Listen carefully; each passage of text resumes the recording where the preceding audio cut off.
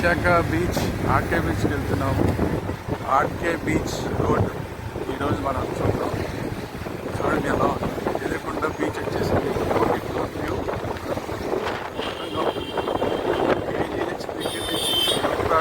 ఆ టౌన్లోకి వస్తే మనం బీచ్ దగ్గరికి వచ్చేస్తాం. వచ్చేసాం బీచ్ దగ్గరికి. ఇలా ఒక్క లెఫ్ట్కి ఇలా టర్న్ తీసుకుంటే ఇంక ఇక్కడి నుంచి ఇదంతా ఆర్కే బీచ్ రోడ్. ఇది ఆర్కే బీచ్ రోడ్లోకి ఎంటర్ అయిపోయాం మనం. సరే కదా, బ్యూటిఫుల్గా పెద్ద పెద్ద అపార్ట్మెంట్స్, పక్కన బీచ్. చాలామంది కలలు కంటూ ఉంటారు ఈ రోడ్లో మనం ఉండాలి, ఇలాంటి అపార్ట్మెంట్స్లో మనం నివాసం ఉండాలి అని చెప్పి చాలామంది కలలు కంటూ ఉంటారు. బీచ్ ఫ్రంట్ అపార్ట్మెంట్స్, ఈ బీచ్ ఫ్రంట్ అపార్ట్మెంట్స్లో ఉండాలనేది చాలామంది. ఇక్కడ లెఫ్ట్లో చూడండి, ఇది ఓల్డ్ బిల్డింగ్, బ్రిటిష్ కాలం నాటి బిల్డింగ్. దీంట్లో షూటింగ్లు కూడా జరుగుతుంటాయి, సినిమా షూటింగ్లు జరుగుతుంటాయి. ఆల్రెడీ ఇప్పుడు కూడా ఒక షూటింగ్ జరుగుతుంది. చూసారు కదా, అక్కడ క్యారవాన్ ఉంది, ఇప్పుడు కూడా ఒక షూటింగ్ జరుగుతుంది. వింటేజ్ బార్, ఒక పక్కేమో పూర్తిగా బీచ్ ఉంటుంది, ఇంకొక పక్కనేమో పూర్తిగా పోస్ట్ కల్చర్.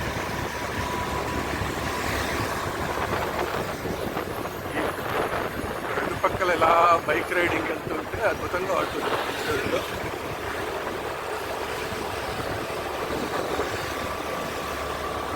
సరే, car parking,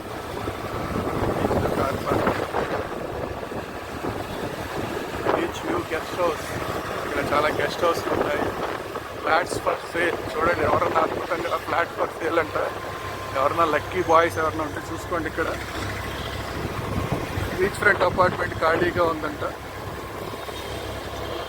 fortune beach front, దాంట్లో ఖాళీలు ఉన్నాయి. ఇది స్టార్ హోటల్, మనం స్టార్ హోటల్ దగ్గరికి వచ్చేసాం.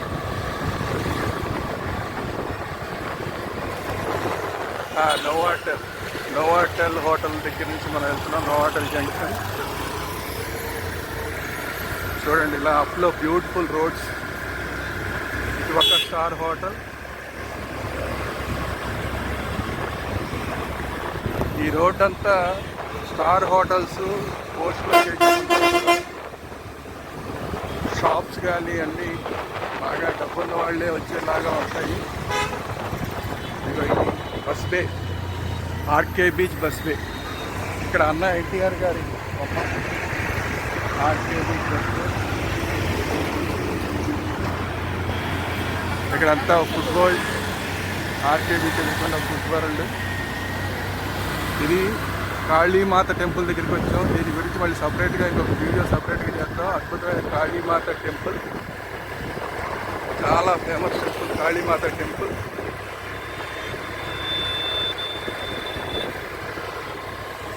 ఇలా మళ్ళీ ఎదురకుండా చూస్తే మనకి బీచ్.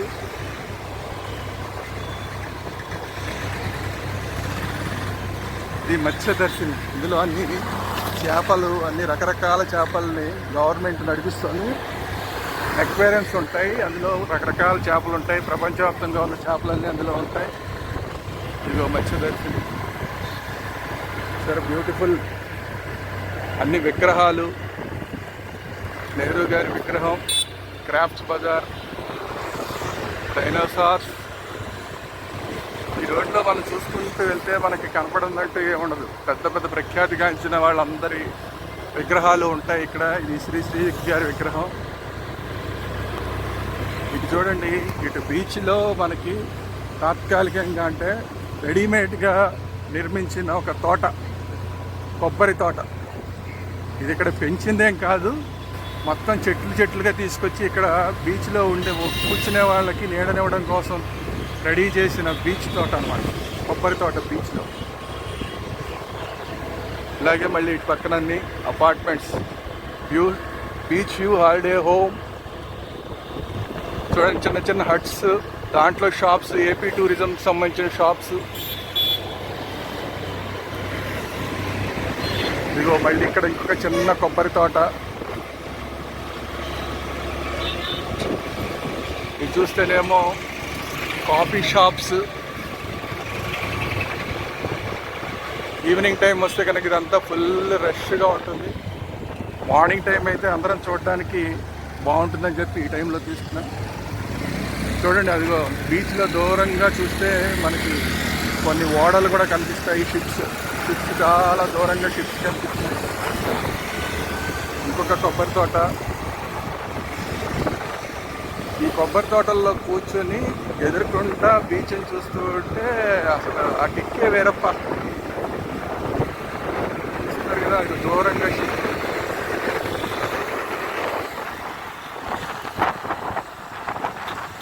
ఒక కాఫీ బారు, జ్యూస్ బారు.